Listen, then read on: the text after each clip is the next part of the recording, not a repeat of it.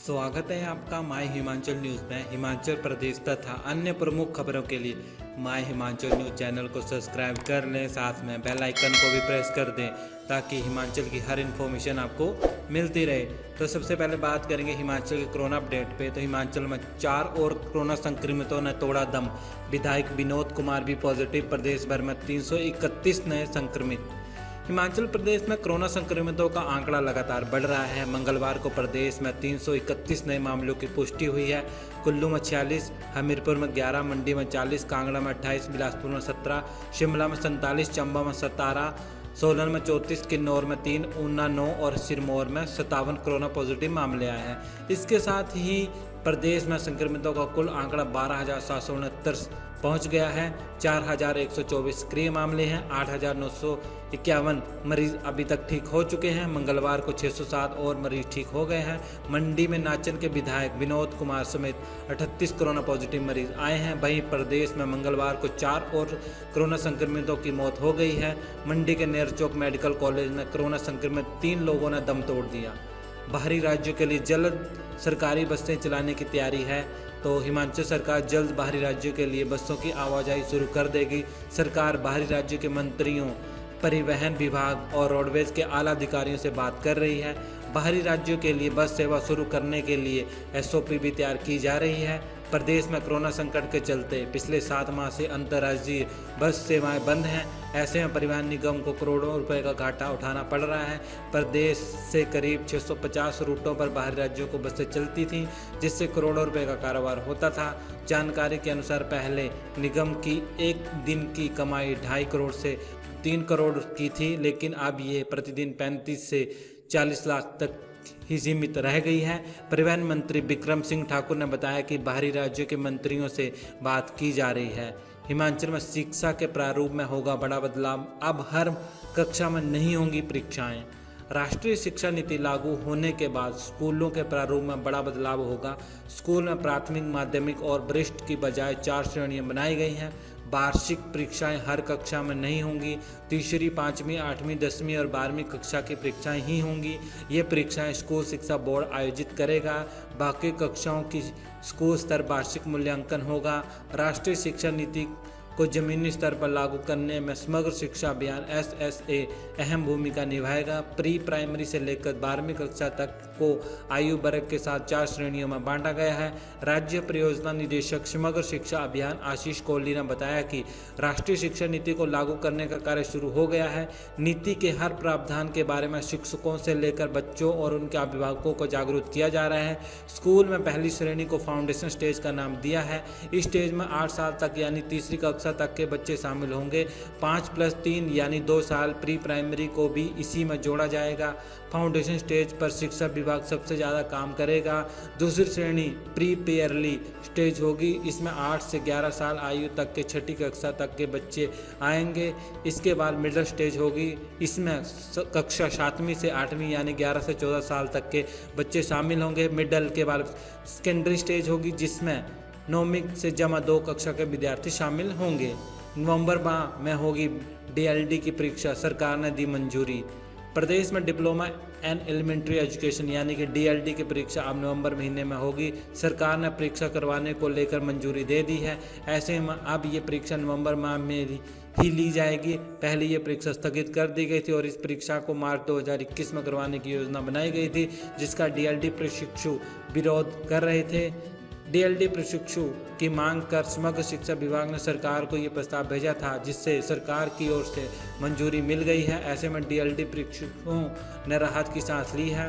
प्रदेश के सभी जिलों में स्थित सरकारी शिक्षा और प्रशिक्षण संस्थानों सहित 28 निजी संस्थानों में डिप्लोमा इन एलिमेंट्री एजुकेशन की पढ़ाई करवाई जा रही है। इस समय लगभग 4500 अभ्यर्थी इन संस्थानों में DLD कर रहे हैं। हिमाचल में तेजी से बढ़ रहे कोरोना केस, भीड़ में जाने से बचे CM जयराम ठाकुर। हिमाचल में कोरोना के मामले लगातार बढ़ते जा रहे हैं। बढ़ते मामलों के बीच CM जयराम ठाकुर का बयान आया है।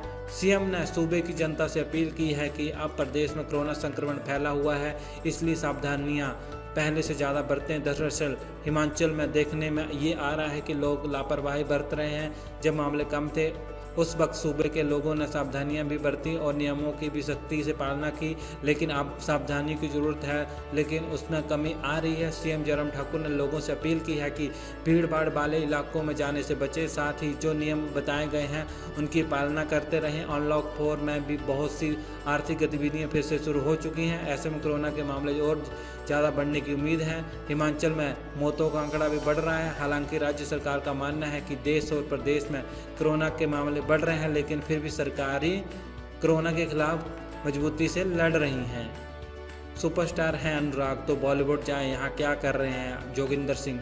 सांसद अनुराग ठाकुर अगर सुपरस्टार हैं तो फिर वे बॉलीवुड जाएं, राजनीति में क्या कर रहे हैं। ये बात बीजेपी नेताओं के उस बयान की जवाबी कार्रवाई में जिला कांग्रेस महासचिव जोगिंदर सिंह, व उपाध्यक्ष लेखराज तथा सुजानपुर कांग्रेस के चीफ कैप्टन ज्योति प्रकाश शर्मा ने यहां जारी प्रेस बयान में कही है। बीजेपी ने अनुराग ठाकुर को अपने एक बयान में सुपरस्टार करार दिया है। जिला कांग्रेस ने जवाबी कार्रवाई में कहा है कि सुपरस्टारों का काम फिल्मी नाटक करना होता है और राजनीति में सांसद अनुराग ठाकुर राजनीतिक कार्यों को भी सुपरस्टार की तरह ही डील कर रहे हैं। नेताओं ने सवाल खड़ा किया कि केंद्रीय वित्त राज्य मंत्री अनुराग ठाकुर जनता को ये बताएं कि उनके मंत्री होने का हमीरपुर संसदीय क्षेत्र की जनता को क्या लाभ मिला है। सुन ले, हिमाचल देवताओं और वीरों की भूमि है, संसद में सहन नहीं हो गई अपमान। संसद में केंद्र राज्य वित्त मंत्री व हमीरपुर के सांसद अनुराग ठाकुर के खिलाफ कांग्रेस पार्टी ने नेता की अभद्र भाषा अत्यंत अशोभनीय और दुर्भाग्यपूर्ण है। ऐसी भाषा कांग्रेस पार्टी के नेताओं के संस्कारों व हिमाचल प्रदेश जैसे छोटे से पहाड़ी राज्य के प्रति उनकी मानसिकता को दर्शाती है।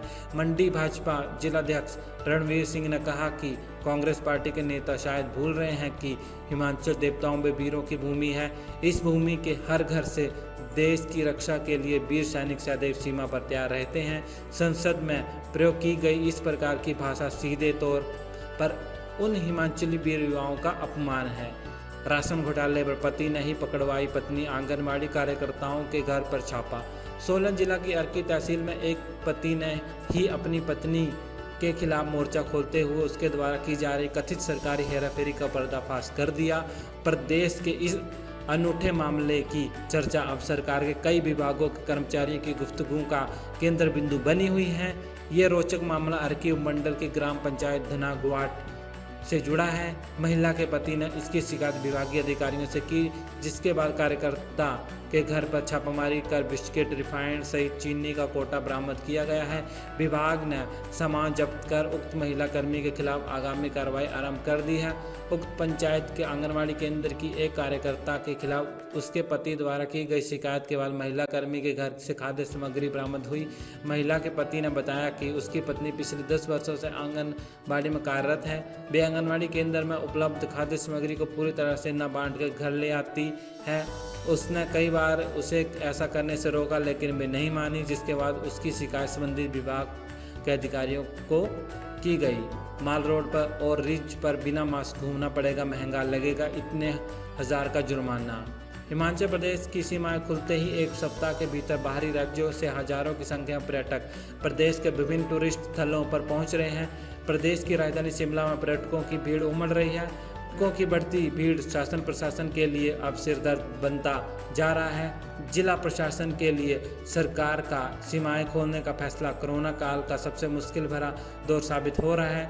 शिमला के मॉल रोड और रिज मैदान पर पर्यटकों की भीड़ को देखते हुए जिला प्रशासन सोशल डिस्टेंसिंग को लेकर सख्त कदम उठा रही है।